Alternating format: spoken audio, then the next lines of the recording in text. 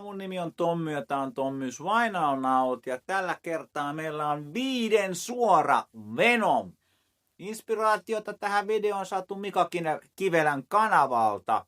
Tsekatkaa sitä, siellä herralla on hyvää hard rock sisältöä.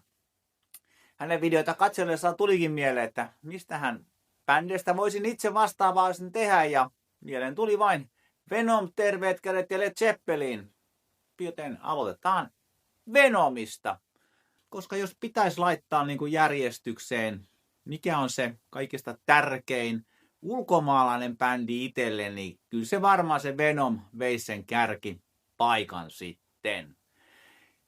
Ja kun kavereiden kanssa ollaan keskusteltu, se ikäluokka ihmisten kanssa keskusteltu, että miten niin kuin löysi trash metallin ja tämmöisen raskaamman metallimusiikin, niin me löydettiin tämmöinen yhteinen sukupolvikokemus tuolta menneisyydestä. Eli Yleisradion Rockradio metalli-illan lähetys, jossa sitten illan aikana soitettiin peräkkäisenä kappaleena Venomin Black Metal ja Metallican Fight Fire with Fire. Ja mitään tällaista ei ollut aikaisemmin niin kuin kuultu, tai ainakaan itse en ollut, eikä useimmat kaverinikaan kyllä. Ja uskoisin, että tämä on nyt tapahtunut sitten vuonna 1984 niillä hujakoilla, kun toi Metallican toinen levy on julkaistu. Ja omien muistikuvien mukaan, niin kun ensimmäisen Venom-levyni kävin Helsingin musiikkifatserilta ostamassa, niin olisi ollut saatavilla jo 3 ensimmäistä levyä, mutta Possessed-levyä ei ollut silloin vielä saatavilla. Niin tähän kohtaan mä haarukoisin sen vuoden 1984. Mutta mennään nyt sitten vähän Venomin taustoihin. Eli Venom on perustettu Newcastlessa Englannissa ja bändin alkuperäinen nimi oli Guillotine. Ja se oli 4-jäseninen bändi, kun Konrad Land, eli Kronos, liittyi siihen toiseksi kitaristiksi, kun hän oli Jeff Dunnin, eli Mantasin kanssa pubissa keskustellut Jeffin Judas Priest-vaikutteisesta bändistä. Oli monet kiinnostuneita tuomaan musiikkiin vähän tämmöistä saatanallisia esimerkkejä ja vaikutteita. Plus Kronoksen eduksi laskettiin, että hän työskenteli Impulse-studiossa, josta siis saattoi saada studioaikaa demon tekemiseen. Bändissä oli Jeffin lisäksi Tony Bray, eli Abaddon, ja kitarassa Dave Rutherford sekä bassossa Alan Winston. Kronos vaihtoi kuitenkin kitaran bassoon, kun viikkoa ennen erästä heidän niin kuin ensimmäisiä keikkoja basisti jätti bändin eikä ollut aikaa värvätä uutta basistia. Ja lauluhommat Kronossa itselleen, kun olivat tekemässä studiossa 50 punnan demosessiossa demoa, ja Mantas ehdotti Kronokselle testata hänen uutta biisiään Live Like an Angel, Die Like a Devil. Ja bändi tykästyi sitten tähän Kronoksen raaempaan laulusointiin. Eli Live Like an Angel on ensimmäinen Kronoksen laulama Venom-biisi kautta aikojen sitten. Tällä tavalla bändi sitten tiivistyi legendaariseksi trioksi Kronos, Mantas, Abaddon. Eli Venom oli valmiina vapauttamaan helvetin. Venom nimen muuten keksi bändin bikerikaveri, joka oli kuuntelemassa treenejä. Mantaksen mukaan nimi oli kuitenkin jo olemassa ennen kuin Kronos liittyi bändiin, mutta tästä nyt on vähän kahdenlaisia versioita liikenteessä. Mutta joka tapauksessa heti siinä Venomin alkuvaiheessa päätettiin ottaa nämä taiteilijanimet käyttöön, koska miten uskottavaa olisi ollut laulaa saatanan palvelusta helvetissä nimillä Konrad, Jeff ja Tony. Vaikutteet bändin musaan tuli vähän eri lähteistä. Sanoitukset, raskaus, Black Sabbathilla, mutta Kronoksen mukaan bändi halusi viedä nämä sanotukset loppuun asti. Jumalalle ei huudettaisi avunpyyntöjä. Asenne ja nopeus punkista ja Motorheadiltä, ulkoasu ja asusteet, eli nahka ja niitit Judas Priestiltä. Se Guillotine-bändi olikin alun perin tällainen Judas Priest cover-bändi ilmeisemminkin. Ensimmäinen single In League with Satan laivalla, jotka Angel herätti huomiota soundeilla ja sanoituksella sekä myi yllättävän hyvin. Tässähän on muuten jo takakannessa tämmöinen myöhemmin tyypillinen black metal henkinen poseeraus takakannessa. Ja pian Need-levyyhtiö halusi pikaisesti saada albumin ulos, joka kasattiin aika kiireellä. Kronoksen mukaan bändi luuli menemään tekemään demoa, joka sitten lopulta päätyi siksi ensimmäiseksi viralliseksi levyksi. Eli Welcome to Hell ilmestyi 1981 ja helmikuussa. Tämä levy oli nauhoitettu 3 päivässä ja vaikka levyn tekemisessä oli siis selkeitä puutteita, niin se löi lähtemättömän vaikutuksen raskaan metallin faneihin ympäri maailmaa. Bändi sai myös vähän semmoisen maineen, että he ei osaa kunnolla soittaa instrumentteja, ja itse asiassa he itse löi bensaa liekkeihin sanomansa näin myös haastatteluissa, jossa he käytännössä loi sitten kaiken ihan läskiksi. Toisaalta tämä oli semmoinen tekijä, mikä teki heistä sitten esikuvia tuhansille nuorille ympäri maailmaa, jotka halusivat perustaa ensimmäisen heavy-bändinsä. Täällä muuten levyn rauhallista välikappaleesta Mayhem with Mercy, muuten eräs black metal-bändi nappasi nimensä sitten myöhemmin. Itselle Welcome to Hell oli vasta 3. Venom-levy, joka ostin, ja itse asiassa hankin sen tässä From Hell to Unknown -kokoelman muodossa, jossa ensimmäinen levy on yksi yhteen Welcome to Hellin kanssa, ja toinen levy on sitten kokoelma. Tämä aukeaa vielä tälleen upeaksi väärinpäin olevaksi ristiksi tähän näin. Ja tämän levyn ostin Porvoon musiikista, vai mikä se levykaupan nimi oli siinä torin laidalla silloin. Vaikka tämä nyt ei ollut soundeltaan ihan yhtä päräyttävä kuin black metal oli ensimmäisenä hankintana, mutta kyllä mä tykkäsin tästä underground-henkisistä soundista ja musiikista. Ja lisäksi meikäläiselle, ketä ei englantia silloin juuri osannut, niin kappale tuli simppeleitä ymmärtää. Welcome to Hell, Poison, in league with Satan, 1000 days of Sodom. Ja lauleskella mukana, mikä muuten just tapahtunut, kun mä kuuntelin näitä levyjä, niin meikäläinen hoilali näitä kertosäkeitä sitten mukana ihan täysin. Tätä videota tehdessä kuuntelin nyt kaikki nämä omassa kokoelmassa olevani levyt uudelleen läpi, ja aika vaikea olisi sanoa, mikä olisi se paras Venom-levy, mutta kyllä, kyllä Welcome to Hell olisi siihen hyvä ehdokas. Nämä Venomin levyjen kannet on muuten Kronoksen tekemiä, ja tässä tämä Pentagram-kuva, missä on tämä vuohi tuossa noin, niin se on ideoitu Anton Levein levystä 68, missä on ilmeisesti hänen näitä jotain saatanallisia messuja. Siitä vähän versioitu uudestaan, ja sitten ei ole vielä ihan nämä Venom-logo on vähän pyöryläisempi ja ei ole ihan niin terävä sitten kuin myöhemmin. Ja tämä nyt oli käytännössä ensimmäistä kertaa melkein, kun tämä Pentagram oli levyn kannessa, niin kuin metallilevyn kannessa.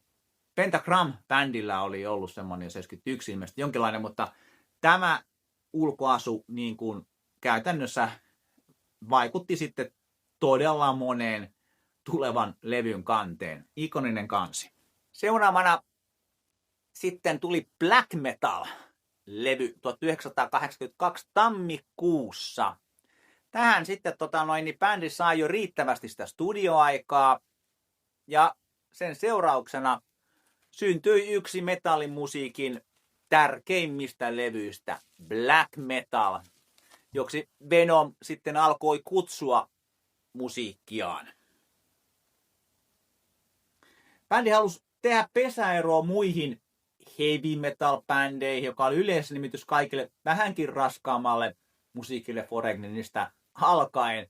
Ja he käyttivät haastatteluissa, että kutsuu bändin musiikkiinsa Venom Metal ja Power Metal ynnä muuta, mutta toi Black Metal herätti eniten vastakaikua.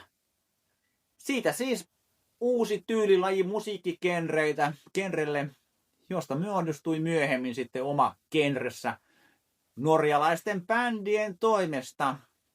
Mutta joka tapauksessa black metal-levy lienee yksi tärkeimmistä vaikuttajista koko thrash metal ja tämmöisen äärimetallin, death metalliin ja muihin syntylaukaus nyt ainakin vähintään. Eli ensimmäinen kosketus Venomiin oli black metal biisi. Jo pelkkä se sirkkelin ääni alussa ja se nopeus ja raskaus teki kyllä niin kuin vaikutuksen. Ja se ääni on saatu sahaamalla studiossa moottorisahalla metallilevyä. Ja ajatuksena oli saada kuulijalle vaikutelma, että mitä helvettiä, nyt mun laitteet on ihan hajalla.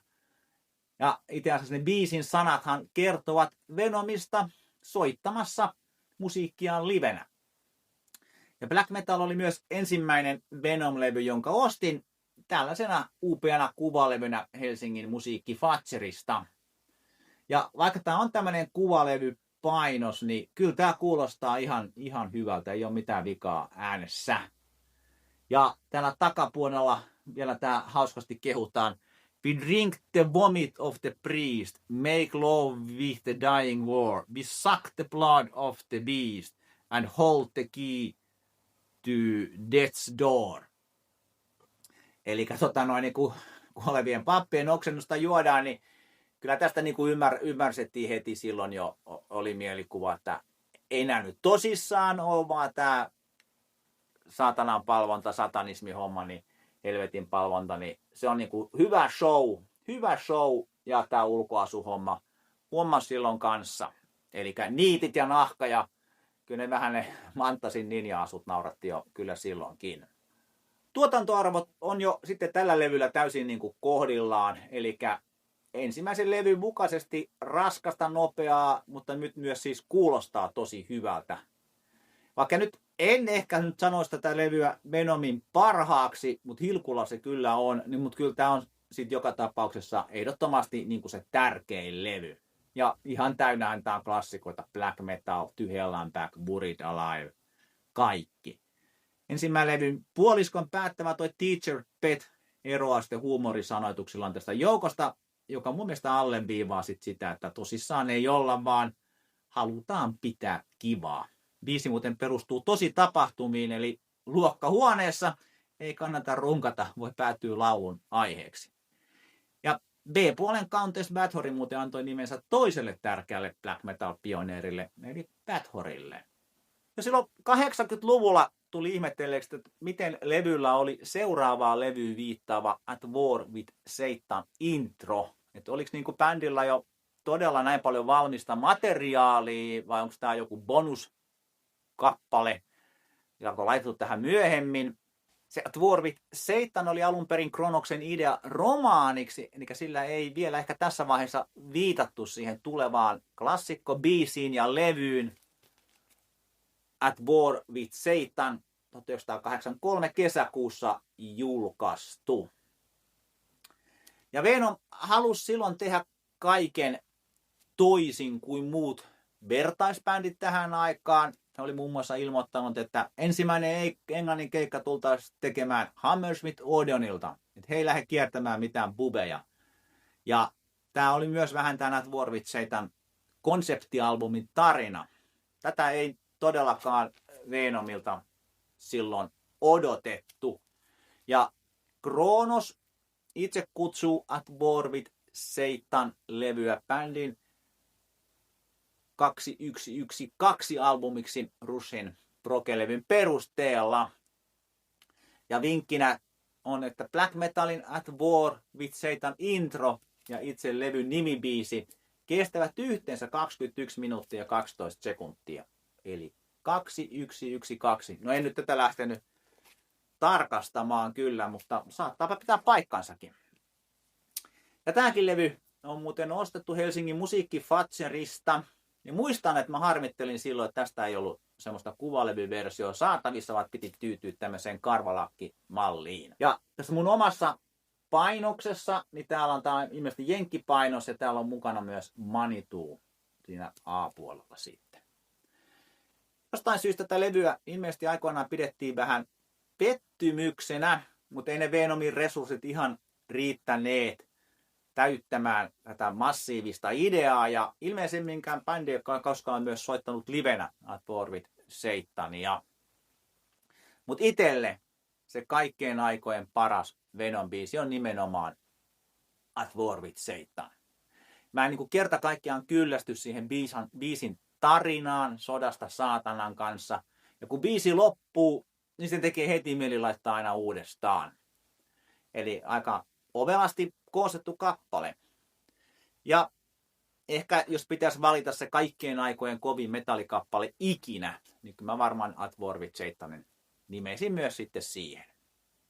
Mutta valitettavasti tämä B-puoli ei sitten enää yllä ykkös- eikä kakkoslevyjen tasolle, vaikka Rip Ride, Genocide, Crywolf-biisestä kyllä pidänkin, mutta ehkä ne Woman, Letter and Hell ja Ark-biisit olisi voinut sitten jättää pois. Seuraava levy Possessed tehtiin jo riitaisissa merkeissä, jonka jälkeen Mantas jättikin bändin, ja bändiin tuli pari kitaristia, tyyli pehmentyi, ja lopulta Kronos jätti bändi ja keskittyi soolouraan, ja Abaddon ja Mantas muodosti sillä väliin uudelleen Venomin uudella laulajalla, mutta kyllä se on niin, että vain Kronos on oikea Venom. Mutta joka tapauksessa mentiin vuoteen 1996, jolloin Kronos oli nauhoittamassa 3. soloalbumiaan, jolloin katedraalin rumpali Mark Warton, joka oli tosi kova Venom-fani, ehdotti, että hei, nauhoitetaan muutama klassikkobiisi tässä samalla. Ja tästä sitten syntyi Kronoksen 3. albumi Venom. Ja tämä johti lopulta sitten siihen, että bändi viritteli, sopi välinsä uudelleen kuntoon ja menivät studioon 96 tekemään muutaman uuden nauhoituksen klassikosta ja yhden uuden biisin Evil One. Homma toimi ja bändi oli kasassa alkuperäisellä line-upilla. Ja julkaistiin levy Cast in Stone 1997 marraskuussa. Tosi harmillista, että miksi ei olla käytetty sitä alkuperäistä Venom-fonttia tässä levyn kannessa. Ja tämä levy kuulostaa tosi hyvältä. Ja on mielestäni ihan sitä suoraa jatkumoa sieltä black metallista At War with Satanille. Ja kun tämän levyn ostin, en mä edes tiennyt, että Venom oli olemassa. Itse asiassa mä ostin sen silloin tämmöisenä CD-nä Hippisake Recordsilla. Se oli siellä viimeksi saapuneiden levyjen joukossa. Ja erikoisena voit sanoa, että tässä on niin kuin yksi levy, on tämä Cast in Stone, ja toinen levy on täynnä sitten klassikoiden niitä uusinta versioita. Ja myöhemmin mä sitten tässä muutama vuosi sitten hankin tämän tripla-levy, missä ykkös- ja kakkoslevy, niin ne on niitä uusia biisejä, ja sitten kolmoslevy on bonus LP Best of Re-Records. Mutta tässä on todellakin hyvät soundit, raskasta, ja sanotukset on edelleen tiukasti siellä saatanallisuudessa ja okkultismista. Mutta aina haaste tässä nyt on, että tämä CD-ajan levyjen pituus, niin sieltä olisi voinut karsia vähän muutamia biisejä. Sitten VG olisivat jättäneet niitä vaikka jollekin maxisingleille tai semmosille sitten. Eikä vähän tiiviimpää pakettia. Puolivälissä levyä on siis vähän tasapaksutta, mutta sitten biisit, kuten Kings of Evil, kyllä vakuuttaa siellä. Ja kärkibiiseinä tällä levyllä on kyllä jo mainittu se aloittama biisi Evil One, mikä on tosi kova biisi. Ja sitten seuraavat Raised in Hell and All Devil's Eve. Tämä tripla paketti, niin tää on vaan tämmönen kotelo, ei ole sen kummempaa. Ja sitten sisäpusseissa on tämmöiset hautausmaakuvat ja takapuolella on sitten lyriikat. Löytyy ihan tyylikkään näköinen paketti. Ja sitten täältä löytyy sankarit itse, mutta eihän tää nyt ole semmoista nahkaa ja niittiä niin kuin tosi Venomin pitäisi kyllä sitten niin kuin olla. No ei ne bändin henkilökemiat sitten lopulta enää toimineet. Ja lopulta sitten Abaddon jätti bändin ja oli aika aloittaa uuden ja ensimmäisen levyn tekeminen ilman alkuperäistä rumpalia. Ja seurauksena oli sitten vuonna 2000 Resurrection 2000 kesäkuussa julkaistu levy. Tästä mulla on vain tää CD tästä on ilmeisesti myös olemassa vinyyli, mutta viimeksi kun mä katsoin, niin se oli ihan hirmuisen kallis, että ehkä semmoinen joku reissu olisi kyllä varmaan paikalleen tästäkin. Ja tää on mun mielestä se viimeinen hyvä Venom-levy.